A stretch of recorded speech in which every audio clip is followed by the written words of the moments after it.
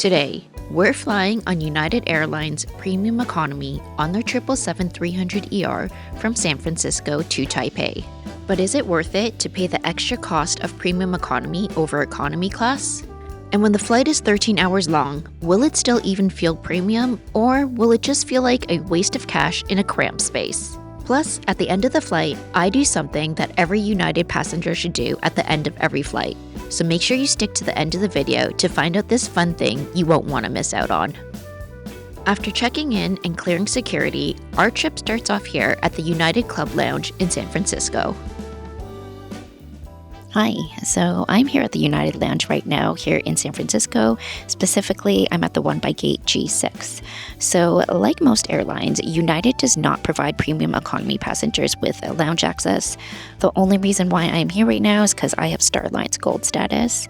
But I still will show you guys around because they do allow you to purchase an access pass for $59 if you did want to come in here. For those of you who do not care about the lounge, I will have timestamps in my description box so you can skip on over to the flight. But for those of you who might be interested, let me show you around. Personally, I wouldn't pay to come in here.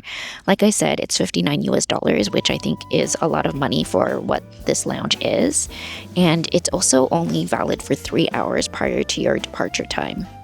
The other reason why I wouldn't get it is because a lot of times the lounge is super full and at capacity, and if it is at capacity, they will not let you into the lounge even if you have one of these access passes. So if you pre-purchased one online or you're trying to, buy one in person, they will not let you in, unfortunately. And I would hate for anyone to, pre-purchase a pass only to get denied entry. If you have access through a partner airline like I do, or maybe you have access through United itself, the rule doesn't apply to you. They will still let you in, even if they're at capacity. But for the access pass holders, no. So please just keep that in mind before you spend your money. It was super busy the day that I was here, and as you can see, they put up the sign saying that they were not accepting the access passes. But this is what the lounge looks like if you're wondering if it's worth $59. You'll find a self-service buffet area that's stacked with sandwiches, soups, pasta, a salad bar, as well as a complimentary booze bar. But let me know what you guys think. Is this lounge worth the $59 to come in here, or is it a hard pass? But that's enough about the lounge. Let's get on to boarding our flight. Today, we'll be boarding out of gate G12. As a premium economy passenger, you do get priority boarding. You'll board in Group 2 unless you have Premier Platinum or Gold status with United or Star Alliance Gold status, and then you'll board in Group 1. Whereas economy class passengers will board in Groups 3 through 6. And after going through the facial recognition, which still feels weird to me, it's time to board. Our 777 today has 24 seats arranged in a 242 configuration in Premium Economy. We are sitting in seat 22A today, which is in the last row next to the window. The seats are leather with an 18.7-inch width and a 38-inch pitch. Here's what the legroom space looks like from up top, and here's what it looks like from the side. In addition to a calf rest that flips up, there's also a foot pedal in front that flips down. Down the center, we have a double wide armrest which houses a universal power port, a USB-A port, a headphone jack, as well as the seat controls and the remote for the IFE. As for the headrest, it's purple leather, and I have to say it's actually quite plush and comfortable. Now as for the recline, if you're sitting in the last row like I am, this is what the space behind the seats looks like. And this is what it looks like when you fully recline your seat. In Premium Economy, you get 6 inches of recline. Okay, it's now time for the safety video and a takeoff into the skies. And once we're in the air, I pop out the tray table from the armrest because it's snack time. The crew hands out this snack mix which has rye bagel chips, garlic bread bites, and mini pretzels. These are crunchy and pretty tasty. Alright, now let's go check out the lavatories. As a premium economy passenger, you don't get dedicated washrooms, you'll share with economy. This one is a bit messy from the previous passengers. I never understand people who just leave papers they drop on the floor and don't clean up after their own mess. There is some basic hand soap, but no other amenities. And while the sink is automatic, the garbage disposal lid unfortunately is not. No foot pedal either, sadly. Alright, let's head back to our seats because it's now time to eat. Unfortunately, there are no menus provided, so there's no way to know what comes with the meals exactly. We were just asked if we wanted either pasta or chicken. I went with the pasta because it seemed like the safer option, given that there were no menus provided. The pasta turned out to be a ricotta-filled ravioli, and while this ravioli is by no means a culinary masterpiece, it was decent enough. I give it a 6.5 out of 10. There was also a bread roll with butter and a side salad, and for dessert, a cheesecake brownie. The cheesecake brownie was kind of dry and disappointing though. Overall, meals in premium are slightly elevated compared to economy. They're also served on real plates as well as with metal utensils. Oh, and for those that are curious, this is what it looks like when the person in front of you reclines onto you. And with lunch complete, let's check out the amenity kit and the bedding. First, the bedding. The bedding is by luxury retailer Saks Fifth Avenue and is actually made of 100% recycled plastic bottles. Thankfully, it doesn't feel like plastic bottles though, it feels more like a fleece material. The pillow is also by Saks Fifth Avenue, and I have to say that it's actually quite fluffy. As for the amenity kit, it's by Therabody. Yes, Therabody, the company that's famous for the massage gun. The pouch is made of a gray pebbled leather, and inside the amenity kit, there was a pair of gray socks, a gray Therabody eye mask, some earplugs, a pack of tissues, a dental kit, and this Therabody Arrive Revived package, which had lip balm, hand cream, and a moist towelette inside.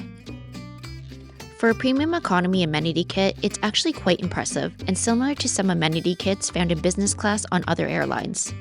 United did a good job here. Now let's talk about the headphones and the IFE. These are the headphones. According to United, they are noise reduction headphones. Not sure if noise reduction is the same as noise cancelling, but these were okay.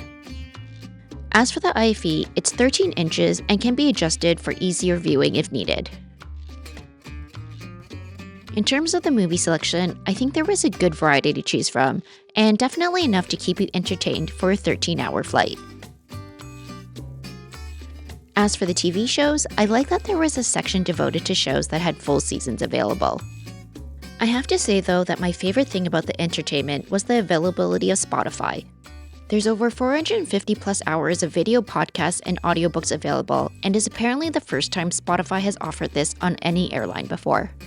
United also just recently announced that in the coming year, they'll also offer passengers the ability to connect their own Spotify accounts to the IFE if they want, so you can watch your own curated content from your account on the IFE. I spent most of the flight watching movies, listening to podcasts on Spotify, and of course, staring at the flight map. At one point, the crew handed out miniature bottles of water, snacks from a snack basket, as well as a balsamic chicken, arugula, and mozzarella sandwich. If I were to describe this sandwich, I'd say it tasted like it came from a gas station. I'll let you decide how you want to interpret that statement. And for those of you looking to get some work done, they do offer complimentary messaging.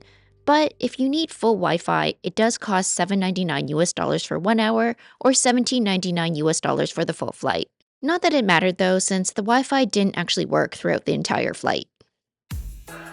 Now before we get to the pre-arrival meal, as well as the one fun thing every aviation fan should do at the end of every United flight, let's talk about cost. A round trip in premium economy between San Francisco and Taipei was around $1,800. For reference, economy was approximately $900 and Polaris business class was around $5,000. So premium economy was around double the cost of economy. But let me know if you think premium economy is worth double the cost of economy, and then it's time for our pre-arrival meal. For the pre-arrival meal, there was a choice between quiche and pancakes. I chose the quiche. To put it bluntly, this was terrible. It was bland and mostly just mushy. The potatoes were extremely salty, and the sausage just tasted like a mouthful of oil. There was also a croissant. The croissant wasn't very good either, although it wasn't as bad as the croissants on Air Canada, which has the absolute worst croissants of all time. Not that that's saying much. The vanilla Greek yogurt and the fruit were okay though. Alright, so this is normally where I would deboard the plane and end the video. But this time, there is one more thing we need to do, and that's the thing that every aviation fan should do at the end of every United flight.